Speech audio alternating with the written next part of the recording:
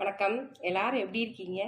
இன்றைக்கி எங்கள் வீட்டில் நைட்டுக்கு என்ன சாப்பாடுன்னு சொல்லிட்டு வாங்க பார்க்கலாம். இன்றைக்கி எங்கள் வீட்டில் வந்து காலையில் வந்து நான் சாப்பாடு செய்யலை, மத்தியானம் சாப்பாடு செய்யலை. ஒரு ஆளுக்கு என்ன செய்கிறதுன்னு சொல்லிட்டு காலையிலேயும் தோசை தான் சாப்பிட்டேன், மத்தியானம் தோசை தான் நான் ஊற்றி சாப்பிட்டேன்.